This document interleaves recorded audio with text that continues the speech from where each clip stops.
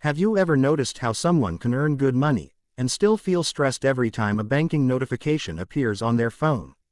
Not broke, not unemployed, not irresponsible, but somehow, always behind. And the strange part is, this has become normal. Across America and Europe, millions of people with decent salaries still live paycheck to paycheck. Not because they failed in life. Because modern life quietly became expensive in ways most people never fully notice. And the pressure often increases as income increases. A person earning $35,000 expects stress. A person earning $90,000 expects freedom. But many never actually feel it. Because earning more money and keeping more money are completely different things. Imagine a 29-year-old office worker in Chicago. Let's call him Daniel. Daniel has what most people would call a successful life. Good job, modern apartment, nice SUV, gym membership, weekend takeout, a vacation once or twice a year. Nothing extreme, but every month still feels tight. After taxes, Daniel brings home around $4,800 a month.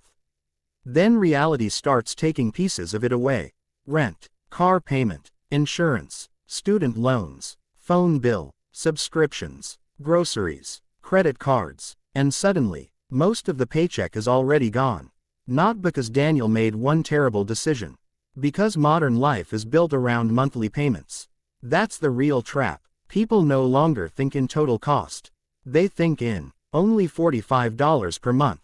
Only $300 monthly.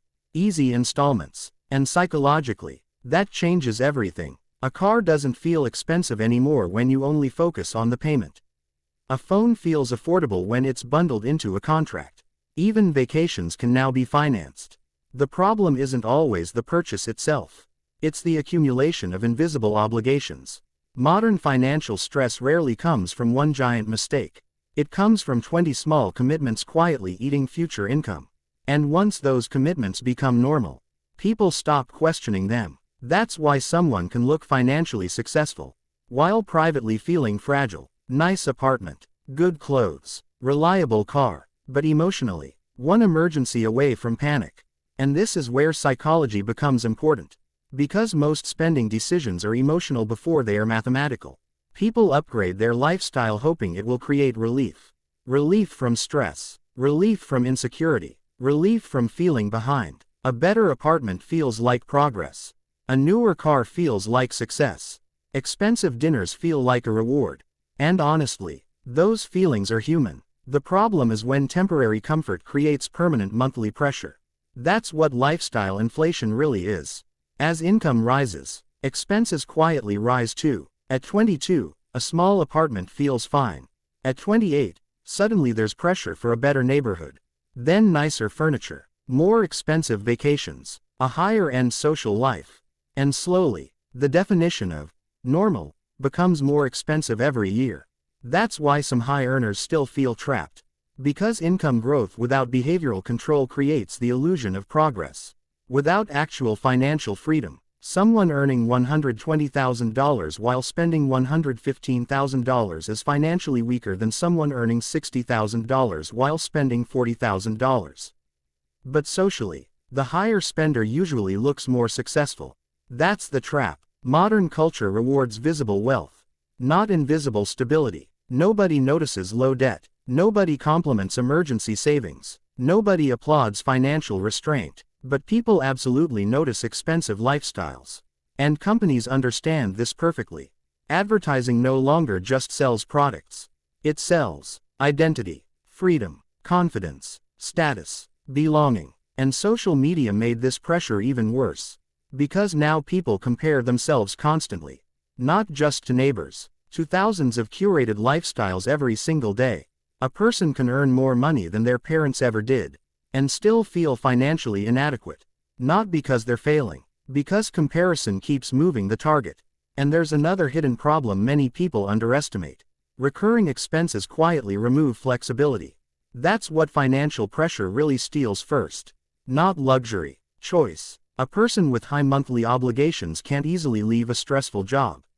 Can't easily take risks. Can't easily slow down. Every decision becomes connected to maintaining cash flow. And eventually, the lifestyle starts owning them. not the other way around. Financially intelligent people often think differently. They don't just ask, "Can I afford this monthly payment?" They ask, "What will this cost me over the next 5 years?" That one mindset shift changes everything. Because modern systems encourage instant gratification. Buy now, pay later, instant upgrades, instant approval. But real financial stability still depends on delayed gratification. Not extreme sacrifice, just the ability to avoid turning every income increase into a lifestyle increase. And maybe that's the uncomfortable truth many people avoid. A good salary alone no longer guarantees peace. Sometimes it only gives access to more sophisticated forms of debt. That sounds harsh, but for many people, it's reality. The people who quietly build stability usually behave differently in invisible ways. They leave room between income and lifestyle. They avoid unnecessary recurring payments. They think carefully before upgrading fixed expenses. And most importantly, they understand that looking wealthy and feeling financially calm are completely different experiences. Looking wealthy is expensive. Financial peace usually looks boring from the outside. But that quiet stability gives people something far more valuable than appearances. Flexibility, breathing room, the ability to survive emergencies without panic, the ability to say no to work they hate, the ability to make decisions without constantly checking account balances. And ironically, that may be the version of wealth most people actually want. Not luxury, relief. Because at the end of the day, most people with good salaries are not financially failing because they are careless. They are navigating a culture where spending is rewarded constantly, and restraint is almost invisible. But awareness changes behavior, and behavior changes outcomes over time. Not instantly, slowly, quietly, the same way financial pressure was built in the first place. If you enjoyed this kind of calm, reality-based conversation about money in modern life, subscribe for more. Point 7.